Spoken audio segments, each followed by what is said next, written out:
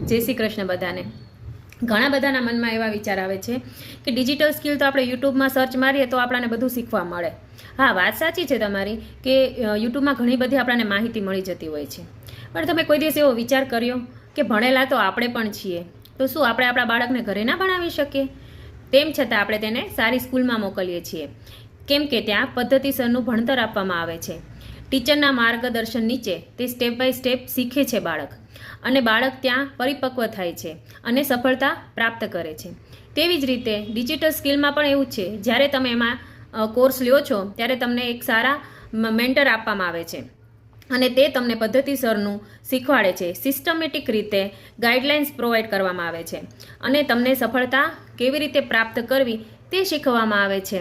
જો તમારે પણ કોઈ આવી સફળતા પ્રાપ્ત કરવી છે તો કોમેન્ટમાં યસ લખજો અને હું તમને સંપૂર્ણ માહિતી આપીશ.